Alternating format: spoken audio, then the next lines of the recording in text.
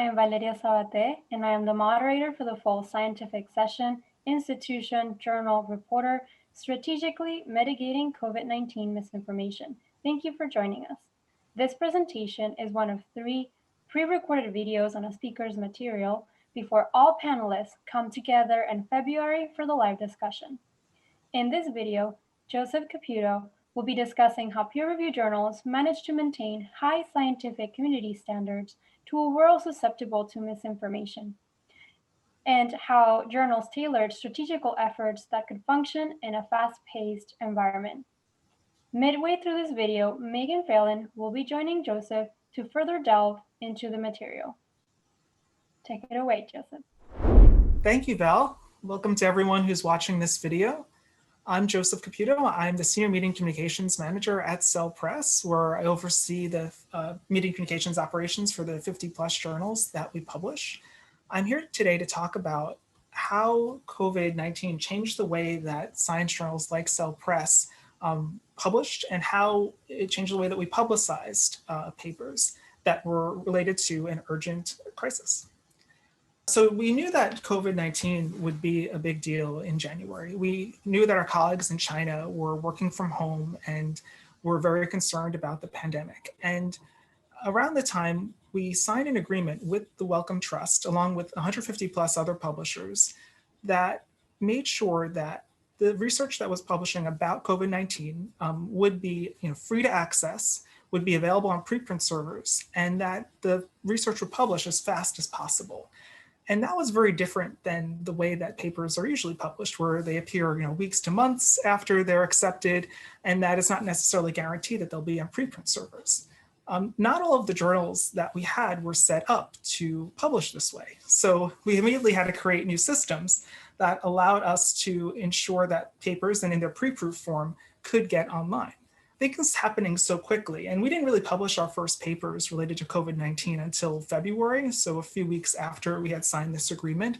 But once that started happening, what it meant was that these papers were appearing online with very little notice, and for many instances could not even be embargoed. And because a lot of these papers were appearing on preprint servers first, the journals were having less control about how information was getting out to the public. So we decided, for technical and also philosophical reasons, not to embargo our COVID-19 content. From a technical standpoint, because this was a new way of publishing our papers, to have this fast response system, we actually had no control over when the papers would appear online. There was a lot of manual and automated processes behind the scenes that determined when it would appear. So we would get a lot of inquiries from reporters or for institutions asking when the embargo was, and we had to first explain there was no embargo. The priority was getting the research out to the community as fast as possible, and that it would be online within a few days. But not having, and then from a philosophical standpoint, one, if these papers were appearing on preprint servers, was it really the right thing to do to have an embargo for these papers? And then also being able to give like 48 hours notice on a paper, was that really the right way to use the embargo system? And I think that for really urgent situations, things related to the vaccines, of course, I think as much information as early as possible is important. But the papers that we're publishing around COVID-19 from all the journals, and were very much related to the biology. Were those really papers that we needed to ping journalists every time that we published one of those? I'd imagine that journalists were getting a deluge of information at that point. So what at Cell Press we decided to do was play more of a support role. Rather than ping journalists every time a paper published, we decided to kind of more strategically put a list of all the papers that had published in the past week in our press package on Thursdays and on Week Alert. And then as things published, we would put out press releases maybe the day of or a few days after they appeared online. And that's what we advise institutions to do so as well. But not embargoing things actually has other types of consequences. And thanks to some research done by Megan Phelan at AAAS and Science, we know that reporters don't have time to do interviews. They don't have time to get access to experts for outside comment. And so that means that these stories must rely on fewer sources. It means that the public relies more on press releases for that first draft of the story, which typically don't have outside sources. They're one-sided stories, and sometimes they can be hyped.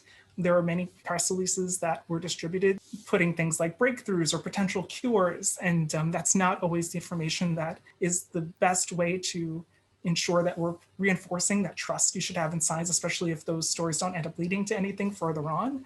And then with no rules, institutions choose different strategies. Eureka Alert and posting papers on Eureka Alert embargoed is kind of the gold standard. And if you don't have that, what do you do? And sometimes institutions have to rely more on their lists.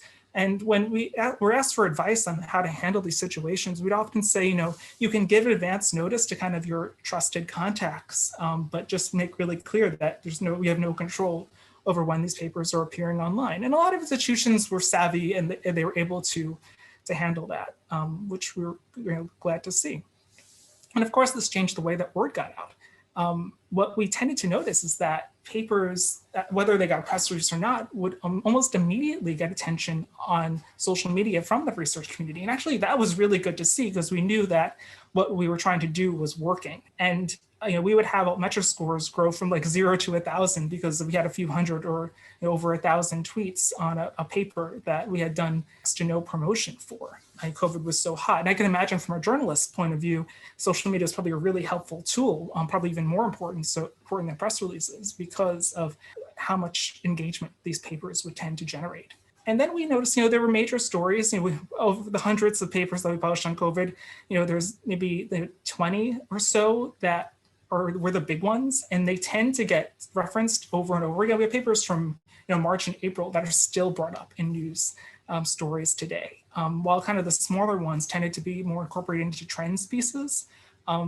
Places like The Conversation or Medium or something, New York Times, Washington Post, one line about them that published in Cell or linking to the paper. But it really, you were seeing fewer of kind of those single paper stories, I would say, and more of, because I guess reporters were getting so many papers from so many different sources, they were making sense of it differently than we would see if there was an embargo in place. And then there's also the fact that a lot of these papers were appearing on preprints and reporters were putting out stories on those preprints.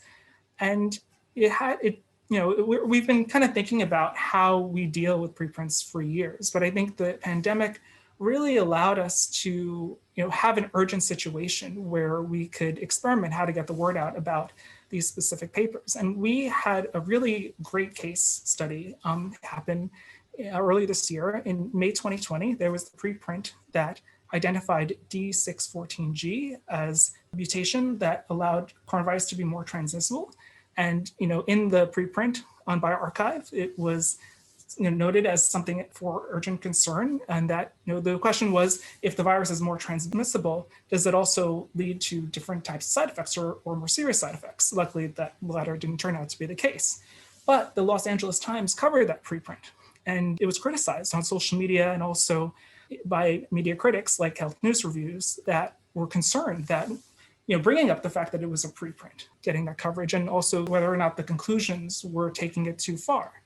At the same time, Cell was actually considering the paper and putting it under peer review. And we knew this paper was coming. So if it was accepted, we had to figure out how we were going to tackle this one. We knew that because it had gotten so much attention, the metric score on bioRxiv, for example, was over 8,000 today. Do we just put out the news about this mutation? Or do we think about, how can we show how the paper changed during peer review? And we always are thinking about how to show how journals add value. And so what we decided to do is, rather than kind of press release the findings, we focused on what changed during peer review. And our meeting communications manager, Carly Britton, spoke with the authors of the paper and spoke with an author who's writing a preview about the paper and asked them not just what changed, but also what was this process like for them? Was putting out that preprint the right thing to do from your perspective? And the authors said that they did feel that it helped, which not only shows the value of preprints, but also shows the value of peer review. That we should see maybe preprints as more the first draft of the story, and the fact that it's publishing in a journal and getting post-publication peer review, that's the second draft. And I think that there's opportunities to think about, how do we shine light on that process a little bit more, and how we help the public understand that science is a continuous process. It's not just scientists say something because they put out a paper. It's that scientists, with the context from outside experts who are thinking about and commenting on what the scientists are presenting, have some evidence on how the world might be. And I think that we are still talking about this mutation, not only how it relates to, the vaccine and whether it will still be protective down the line, but also really what happened epidemiologically for the coronavirus. So the Cell paper, which was interesting, is now one of the most read of all time, even though it had appeared on a preprint server before. And the Ometric score for the Cell paper is over 6,000, which is which is less than the bioRxiv version, but still shows that people were really talking about it, even though this was the second draft of the paper. I think that's a lot of evidence for the fact that papers have a life once, even if they've appeared on preprint servers, even if they've been talked about on preprint servers. And it's definitely a format that we want to continue to explore with, especially for those big stories. If we are probably going to continue to issue press releases about papers that appear on preprints. And it's because we do feel that the fact that the preprint is publishing in one of our journals is the news. And I think that the fact that Cell chose to publish this paper is a big vote of confidence for this work and means that it's work that's worth looking at. Same as I say, a paper is publishing in Science or Nature or any of our competitors. So I'd say, the big takeaways from the pandemic from a science communication standpoint is that, journals changed the way they work to meet this moment and they learned from it. It was a great way to think about fast response situations and a great way to think about how we could experiment with embargoes and PR. We know that embargoes aren't necessary for good science communication. Reporters can do fine without them, but they do add other kinds of value. And I wouldn't say that there's something that we should just do without, going forward. And for urgent situations, I think like this, it's a different situation. But they do help people plan. They do help people get those additional sources and more context and make sure that everyone can do the best job they can to get the story out there. And a story that received attention as a preprint doesn't mean it's old news. And that journals and thinking about how we can highlight the peer review process can actually be really insightful to science reporters and the science public. What was something that we're really proud of, like after we put that press release out about the mutation paper, is that it was referenced in news articles, and it was even featured as a weekend read on Retraction Watch, which I was particularly happy about. So I think, one of the goals of public understanding of science is helping the public get realistic expectations for the scientific process, and talking more about peer review, I think, is one way that we could think about getting us there. So that is what I have for my slides. Thank you, Joseph. Now Megan will join the conversation. Welcome, Megan. Thanks, Val. Thanks, Joe. Joe, I've talked to you for many years now about preprints and papers having a life at the preprint stage and then at the journal stage. I think it's so cool what you all tried with Cell in that release, and I want to talk to you more about it. But I just want to first acknowledge what an interesting time this is. I think this is the first pandemic that we didn't see this with Zika or Ebola where preprints have been used at such a scale. Do you have any sense of how many papers at Cell, how many of your COVID submissions had preprint counterparts, just roughly, if you had to guess? I would say nearly all of them. I think it was probably the exception when papers didn't have a preprint, and I think that even with the preprints that we have for most of them, the publication in Cell tended to be the one that got the most attention, I would say. So that experiment that you all did, in July, you put out that release that talked about how peer review changed the mutation preprint. I'm wondering, so you noted all the good reception that it received. Did you happen to see if journalists who'd written about it at the preprint stage went back and updated their stories? Was that part of what you saw after publication? Absolutely. The Los Angeles Times was really eager to put out the next version of the story and to say that it had now been peer reviewed.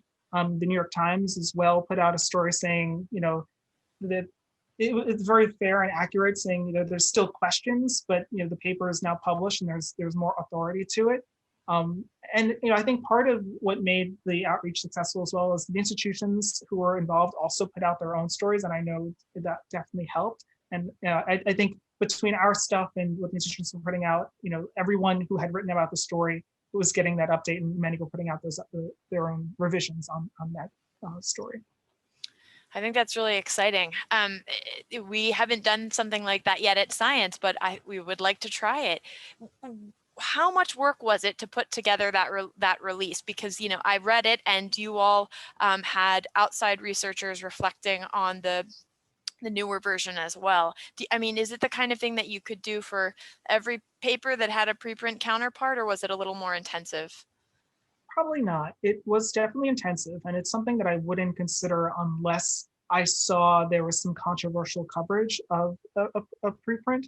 But I think that we went to, for the outside sources, we went to people who were writing about, or like the author of the preview, writing about this research, and it was the comment on again the change that had happened. So it was definitely worth it, and it's something I know other, like our counterparts at the Lancet, they tend to have outside commentary in their press releases just generally. We don't tend to do that, but I think just thinking strategically on a case-by-case basis as these things happen is the best way to go.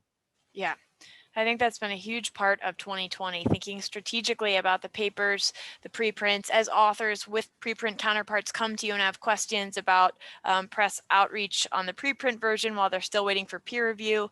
In that case, so you mentioned you worked with authors and institutions and gave them guidance in that kind of intermediary stage, and that usually worked out well. Can you talk a little bit more about what that looked like if, the author institution said, these outlets are contacting me while I've got the preprint here, but the paper's about to be published with you all? What did you advise them consistently? What worked?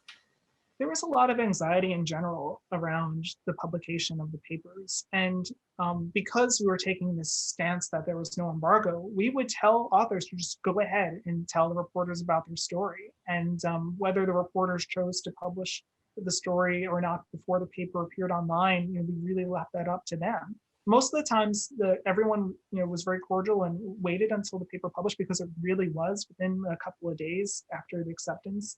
But if not, you could link back to the preprint, and that's okay. Because we said, and I emphasize this each time, the goal is to get the research out to researchers and not to reporters. Reporters were great and an important part of this process, but it wasn't the priority. Yeah. Okay. So you mentioned social media, Joe, and we've seen that too at Science being such a huge part of the way some of these papers are getting traction, and in turn the way they're getting to reporters. That's kind of a disruptive idea for the future. Could you imagine, do you think we as journal press packages could, or institutional press offices for that matter, could do papers a service by, instead of issuing releases, Twitter threads on new papers? Do you think that would be a reasonable way to first communicate about work? Or why or why not? I think there's a lot of value in that, and it's something that we do encourage the labs to think about as part of their communication strategy when they put out a new paper. I think as soon as that press release is made public, there should be a thread from the lab or some of the researchers talking about the work, and we see those get shared very widely and are very effective. So yes, I think going forward, every lab should be doing this, because there's value to your peers and there's value to reporters who are covering it. And one thing that we've been doing for years at Cell Press is putting Twitter handles for authors in our press releases after they're introduced. And we do see that reporters tend to follow the researchers because we're doing that. So I think social media is the way forward. And I think it's a really great way for reporters to get stories too. So yeah, I definitely encourage that. That's great, Joe. Yeah, we've seen such wonderful Twitter threads by certain series of high-profile scientists. I've learned a lot from them myself during this pandemic. And I know reporters are connecting with them that way too. So as a last question, you made some really great points about the embargo, the utility it has, why it also isn't necessarily essential to scientific communication. There's been a lot of discussion in recent weeks in the science communication landscape about diversity, reaching diverse audiences and outlets, elevating diverse voices. One thing that we think the embargo does is help ensure a level playing field for journalists. So my own analysis of how international news outlets are getting to access and cover COVID is insufficient. But do you have any sense of that at CEL? Since you haven't been embargoing, do you feel like some countries, regions haven't had the access to the content or haven't covered it as much as they would your embargoed content? I think that is really hard to measure. I mean, in general, I do feel that US-based and English-based outlets tend to get translated and rebroadcast across international outlets. I'm not sure if that's what happened here, but I would say that in general, we would see surges of interest from different countries as the pandemic was spreading. So, for example, the Italy, India, Canada, as the cases increased, we would get more interest in our stories and also more traffic to our website from different regions. So I think it was also very dependent on the time of year. Like right now, we tried to do some promotion for COVID articles in China, and our marketing team said, they're not as interested anymore in COVID-19 stories. So I think it depends on the region and the reporters and how it's affecting them there. Yeah, okay, that makes sense. Well, thank you, Joe. This has been really helpful for the viewers and certainly for me. We appreciate all of your insights. Thank you for organizing this. Thank you again, Joe, for your remarks, and Megan for joining the discussion about the material. Just a reminder that this is but one of 3 spotlight videos focusing on the individual work of the speaker before they all come together in February for the live panel, Institution, Journal, Reporter, Strategically Mitigating COVID-19 Misinformation. Please check the AAAS annual meeting website for the panel's date and time. Thank you again, Joseph, Megan, and you, the audience, for joining. We'll see you live in February.